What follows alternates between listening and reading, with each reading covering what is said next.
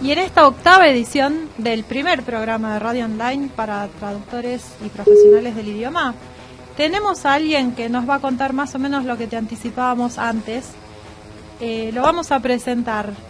Adolfo García, el profesor Adolfo García, es traductor técnico científico en lengua inglesa por el Mar del Plata Community College y profesor de inglés por la Universidad Nacional de Mar del Plata, acá en Argentina.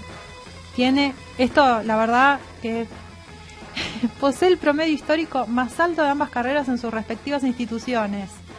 Así que, señores, a sacarse el sombrero. En 2014 obtuvo su doctorado en letras en la Universidad Nacional de Cuyo, ahora hace un par de meses.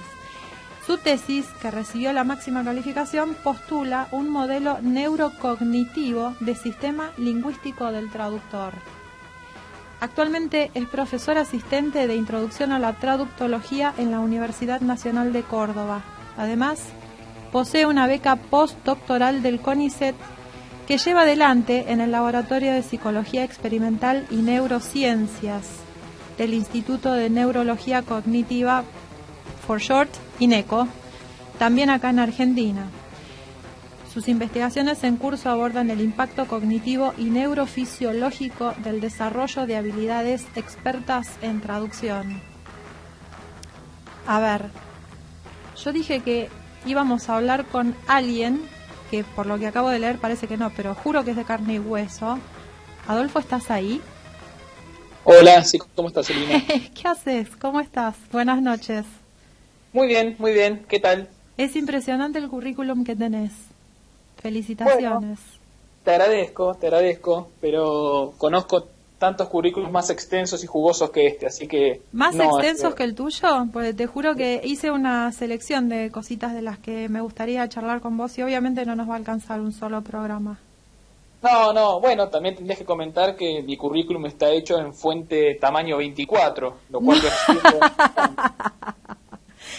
Bueno, mira, me parece que el que me mandaste vos no es el que tengo yo entonces, pero bueno. Ah, bueno, está bien. Bueno, a ver, vamos a empezar un poco por esto. Vos sos profesor, ¿verdad? Sí. Bueno, ¿cómo es que un profesor que empieza con esta cuestión del profesorado en lengua inglesa termina haciendo esto que vos hacés? Bueno, antes de empezar mis estudios en el profesorado, me recibí de traductor técnico científico, como vos apuntabas. Ajá. Luego, cuando comencé el profesorado de inglés, en paralelo me fui interesando por las neurociencias y por la psicolingüística, y en paralelo fui haciendo mis primeras lecturas y me fui formando de modo autodidacta en principio. Ajá. ¿Vos tenés alguien en la familia que haya estado en contacto con alguna de estas cosas que te empezaron a interesar o fue una cuestión tuya? Fue una cuestión mía. De hecho, fue así el tema. En el año 2007, 2008, yo ya tenía algunos primeros trabajos de investigación en lingüística y me convocaron de la Universidad de Nueva York para ser el lingüista de un equipo de investigación interdisciplinario que se estaba formando ahí, un equipo de neuropsicólogos sobre todo. Epa. Si bien había estadistas, había biólogos moleculares y demás. Ah, bueno. Me acuerdo, yo fui muy entusiasmado, me acuerdo de la primera reunión todavía, con mi bagaje de lecturas en lingüística clásica, distintos modelos, y me di cuenta de inmediato que nada de lo que sabía sobre el lenguaje hasta el momento me iba a servir para interactuar de modo útil con los neuropsicólogos. Ajá. Y comencé a estudiar neurolingüística, que es básicamente una disciplina que surge del encuentro de la lingüística, tal vez más precisamente la psicolingüística, con las ciencias del cerebro, por otro lado, y cuyo principal objetivo es intentar discernir cómo se organiza el sistema lingüístico en el cerebro humano y cómo se procesa, se comprende, se produce y se adquiere la información lingüística. Eso sería lo que íbamos a tratar, digamos, me contestaste la pregunta incluso antes de que te la hiciera. ¿Cuál es la base neurocognitiva de la traducción? O sea, ¿dónde se cruzan la traductología con las neurociencias? Ahí estamos.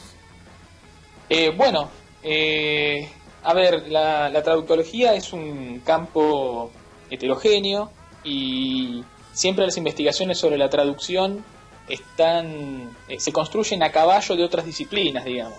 Claro. Los traductólogos siempre están interactuando con modelos teóricos y con recursos de investigación que en realidad toman de otras disciplinas, desde la lingüística estructuralista, funcionalista, hasta la sociología, la psicología y demás. Allá por los años 80 empezaron a surgir las primeras interacciones entre traductólogos y neurólogos. Si bien había evidencia útil desde más o menos fines del siglo XIX, te diría. Claro, en el estudio de pacientes afásicos bilingües que demostraban trastornos en sus habilidades de traducción. Una de las principales fuentes de evidencia a las que recurren las neurociencias es el estudio de pacientes con lesiones cerebrales. Estos pacientes, luego de sufrir una lesión que puede ser focal en cierta parte del cerebro o más bien difusa y progresiva, como en el caso de algunas patologías como las demencias, por ejemplo, presentan algunas disfunciones, algunos trastornos. En el caso de la afasia, una lesión cerebral produce una disfunción lingüística. Puede ser en habilidades de comprensión, de producción, y como te decía, ya desde fines del siglo XIX, comienzos del siglo XX, empiezan a aparecer en la literatura los primeros informes clínicos sobre pacientes afásicos bilingües que manifestaban algunos trastornos que tenían que ver con sus habilidades de traducción.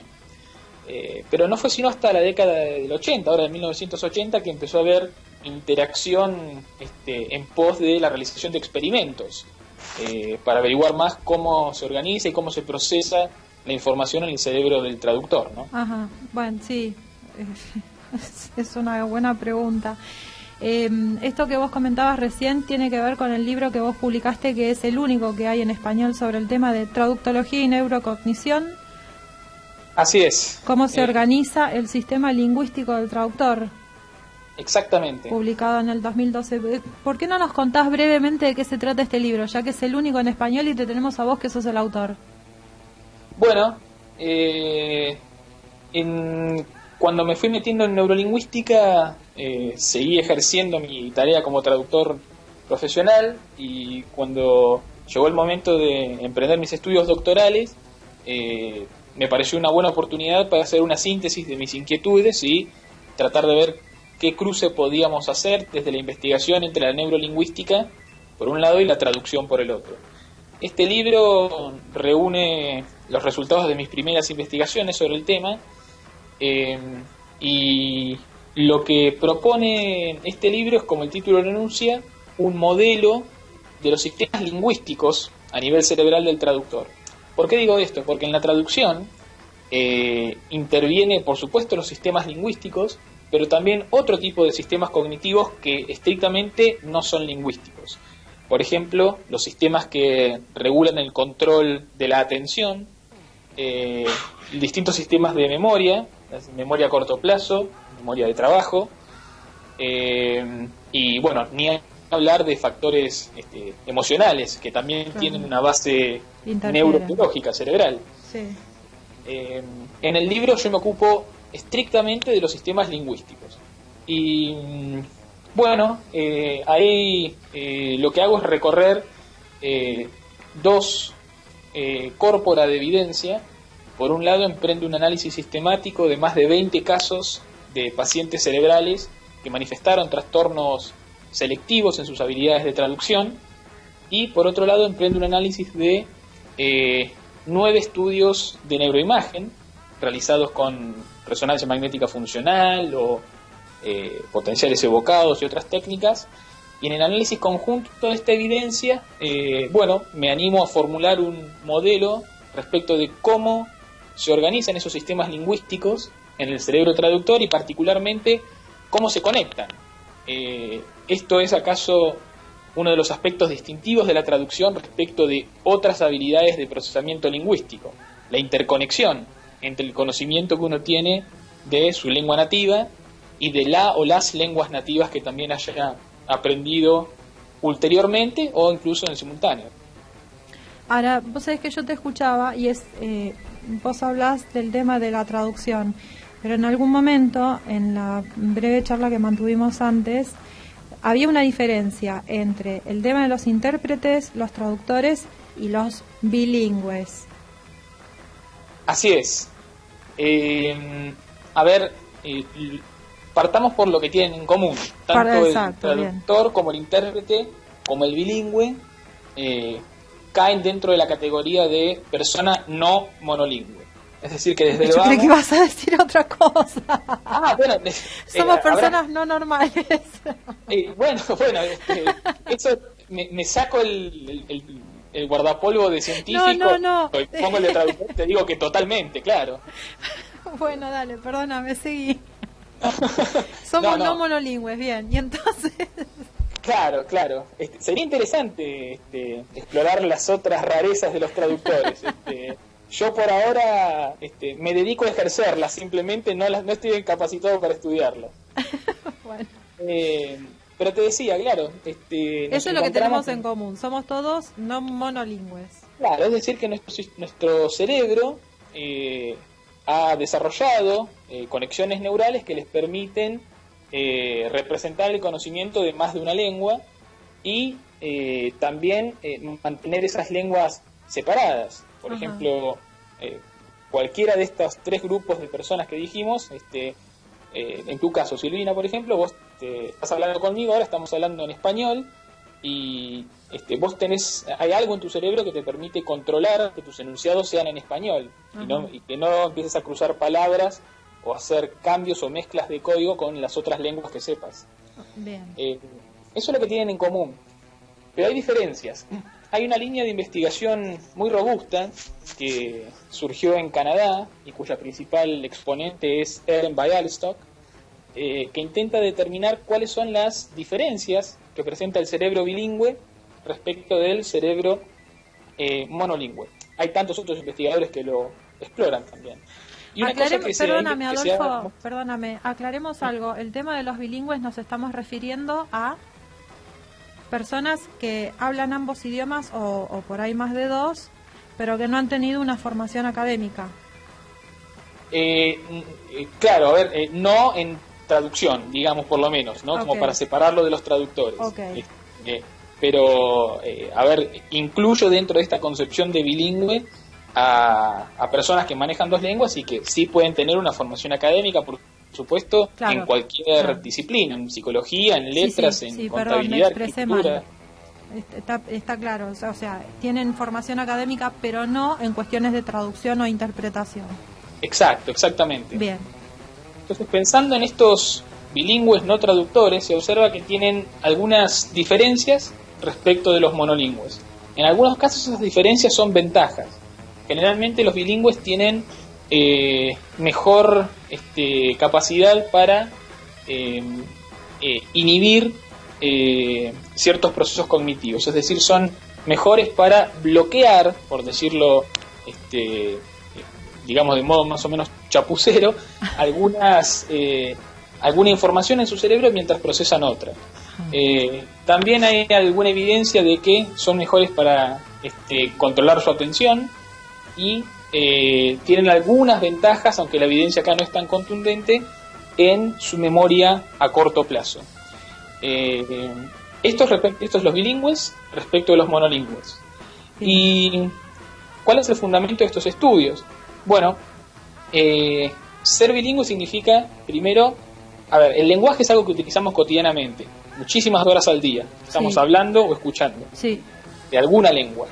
El bilingüe, a diferencia del monolingüe, tiene la tarea añadida de que cuando se comunica en una lengua tiene que estar bloqueando, inhibiendo la otra.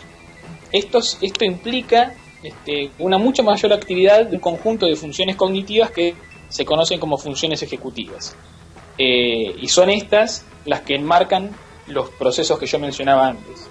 Ahora, cuando vos pensás en un intérprete, el intérprete tiene aún mayores exigencias en este sentido. Es mucho más rápido. Claro, la interpretación simultánea tiene una exigencia cognitiva tremenda, sobre todo en esto que tiene que ver con cuándo se inhibe una lengua y cuándo se activa la otra, Claro. Y también el control de la memoria de trabajo. El intérprete se encuentra en situaciones en las que tiene que retener durante breves lapsos de tiempo información de los enunciados fuente, mientras los va reformulando, y mientras va reformulando un segmento en la lengua meta, ya está percibiendo los enunciados en la lengua fuente.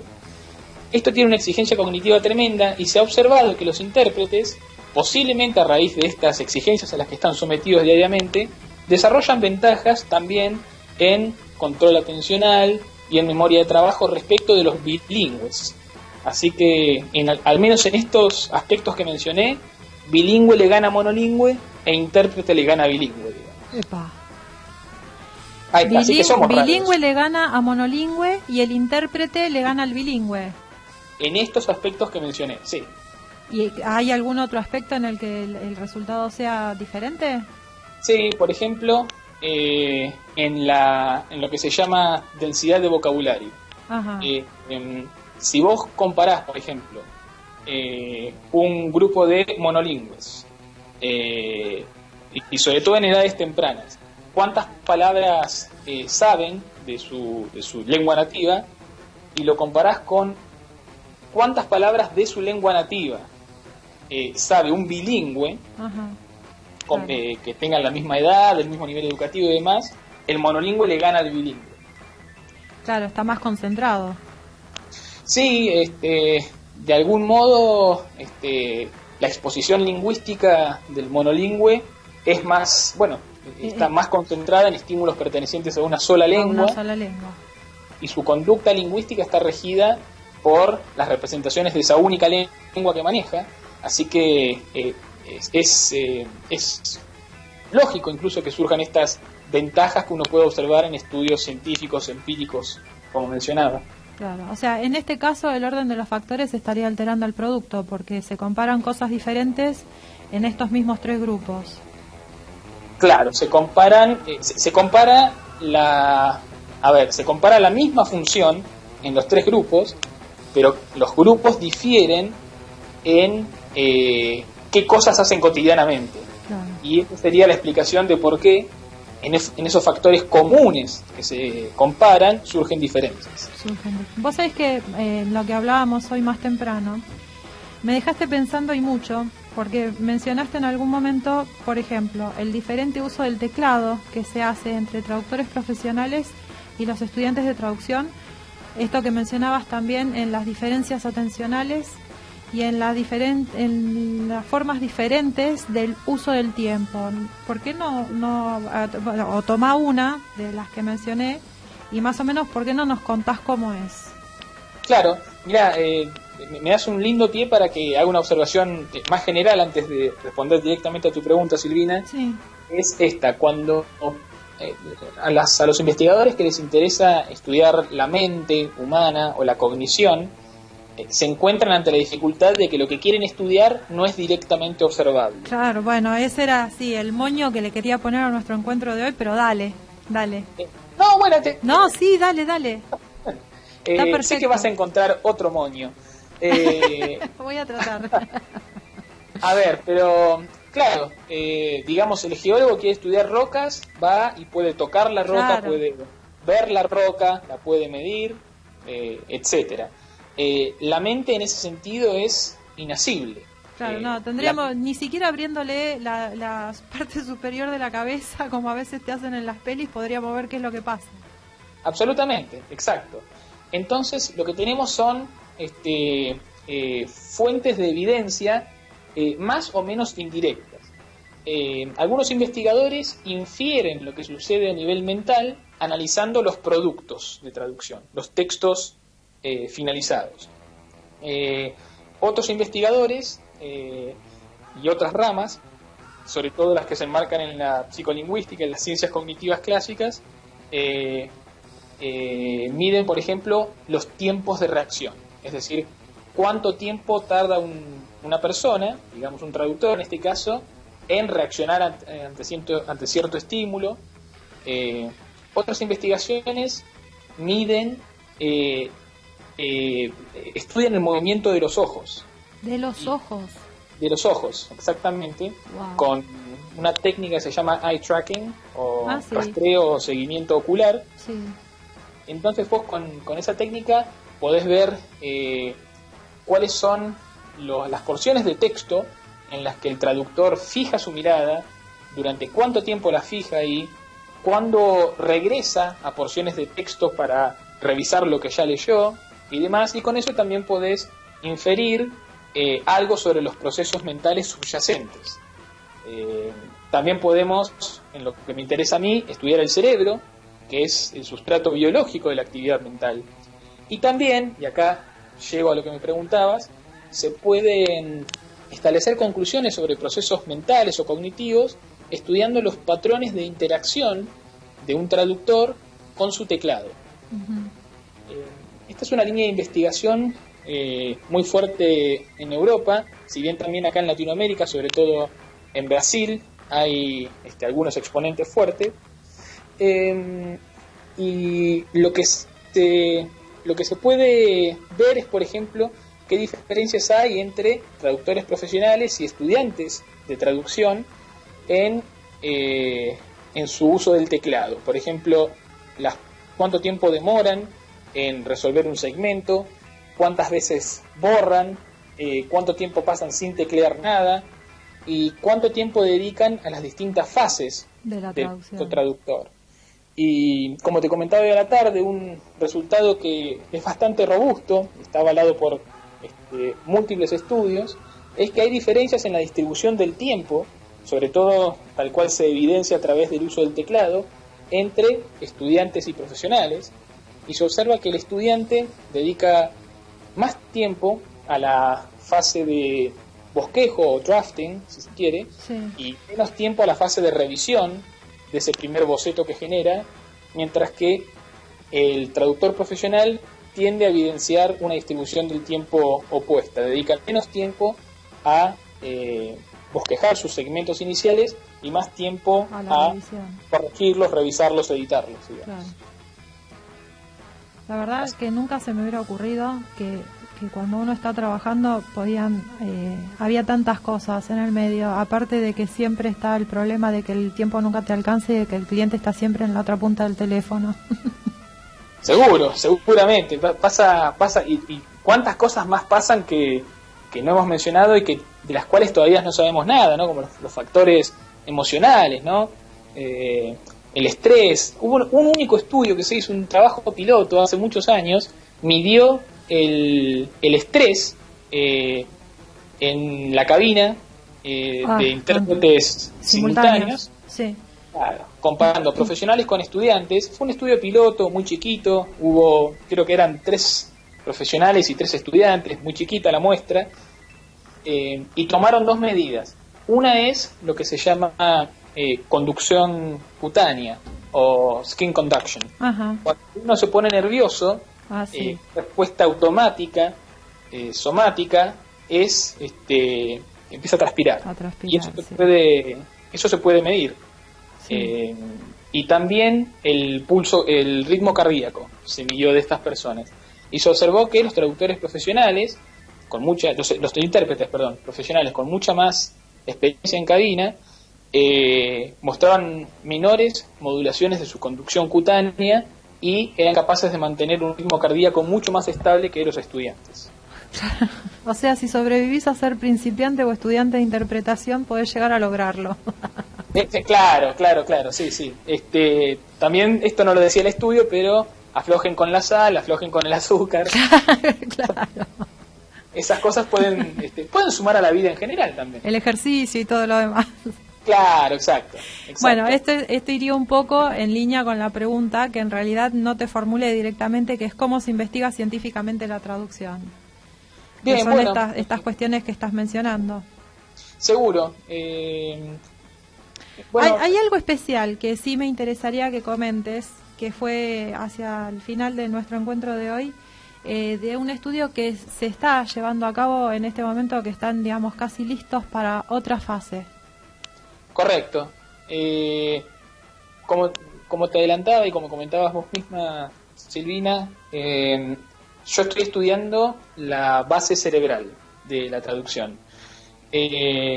Y uno puede inferir aspectos del cerebro midiendo la conducta externa de las personas, pero los datos más convincentes sobre la actividad cerebral vienen de estudiar el cerebro directamente. En el Instituto de Neurología Cognitiva, el INECO de Buenos Aires, estamos llevando a cabo el primer estudio neurofisiológico sobre procesos de traducción en Latinoamérica.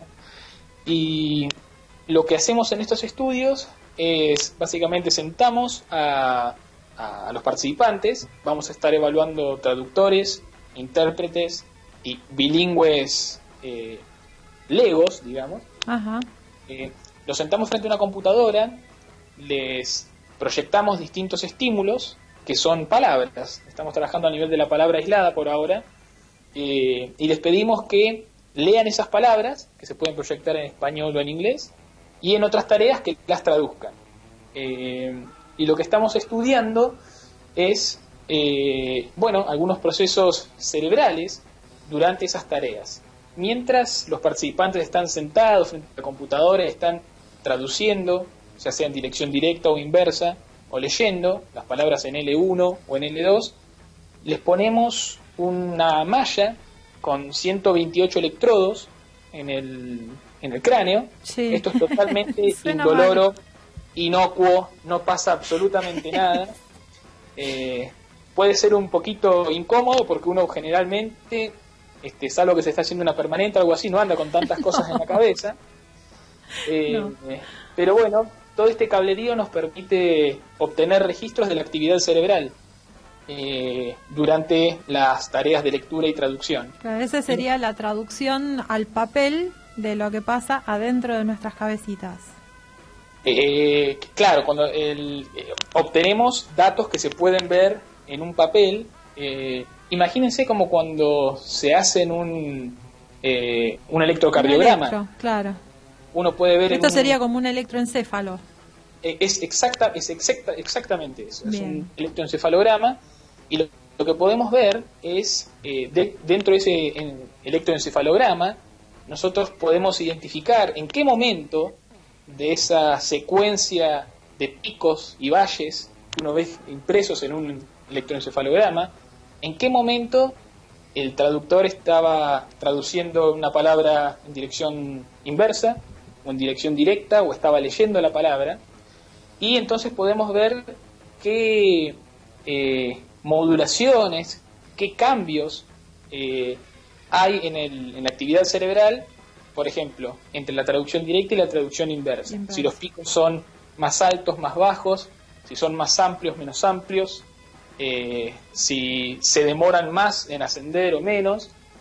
Y bueno, la ciencia cognitiva tiene recursos teóricos para interpretar cómo, por ejemplo, la diferencia en altura de esos picos o la diferencia en amplitud de esos picos nos dicen algo sobre la actividad mental subyacente, si hubo más esfuerzo cognitivo, si hubo mayor participación de un sistema de memoria, si se tardó más tiempo en acceder a la información semántica y cosas así. Wow. La verdad, tenemos que hacer un corte acá porque otra vez se hicieron martes 20 horas y tenemos que dejarle la posta a las chicas de ¿A dónde van las sirenas? Pero hay un montón, yo tengo un montón de preguntas que me gustaría hacerte, no solamente por esta cuestión de los estudios que digamos, esto que estás haciendo vos ahora, sino por también cómo es que llegaste hasta esto, porque la verdad que es rarísimo lo que haces. Está muy bueno que, como hablábamos con Leticia en la última parte del encuentro, a veces nos sorprendemos de lo que vemos que hay afuera y resulta que lo tenemos acá y no nos sorprende como si fuera de afuera. Me parece que sos un ejemplo de esas cosas que si lo viéramos de afuera lo tomaríamos como wow, y es de acá. Te lo agradezco. Yo creo que la primera reacción, si alguien me ve, ya sea desde afuera o desde cerca, es alejarse. ¿Por qué? Pero, recojo el guante de tu elogio y te lo agradezco, Silvina. Me gustaría que nos volviéramos a poner en contacto, sobre todo para comentar un poco más este estudio que están llevando adelante. Y sí me gustaría que dejes abierta la posibilidad para saber si hay alguien más que pudiera estar interesado, que pueda hacer material de estudio, honorable material de estudio para lo que están haciendo. Eso sería fantástico y celebro la iniciativa que han tomado con Silvia de poner en el aire este programa, y tal vez abuse de su cortesía y les pida que, llegado el momento, difundan la convocatoria, y si hay alguien que se interesa, que en privado les pasen mis datos de contacto, porque estamos a la búsqueda de traductores y estudiantes de traducción. Están a la búsqueda de guinea pigs. Estamos buscando conejillos de India, ¿es así? Claro. Así que bueno, quienes estén dispuestos a participar y a colaborar a que la profesión sepa un poquito más de lo que pasa al interior de nuestras cabezas, bienvenido será. Está buenísimo, la verdad que gracias por la invitación, gracias por el contacto de hoy, y te voy a volver a molestar, Adolfo, en algún momento para que nos cuentes un poco más sobre esto. Va a ser un placer. Yo te agradezco mucho la oportunidad de poder difundir esto, que bueno, tal vez los canales normales más usados, son a veces un poco reticentes a acercarse a estas aproximaciones a la traducción, pero bueno, digamos que es un perro que ladra pero no muerde. Pero no muerde, sí, le vamos a dar difusión porque creo que realmente se pueden hacer muchas cosas. Hay tanto por hacer. Fíjate vos cómo empezaste. Yo siempre digo que uno empieza en esta profesión y no sabe en realidad a dónde lo lleva, porque es como una llave maestra. Mirá vos dónde llegaste y lo que estás estudiando. Es así, sí, totalmente no fue para nada planificado. Como diría algún personaje de Borges, intervino copiosamente el azar. El azar. Y yo te diría una frase de Lennon que dice que life is what happens to you while you're busy making other plans. Exacto. ¿Me acompañás? Vamos a cerrar el programa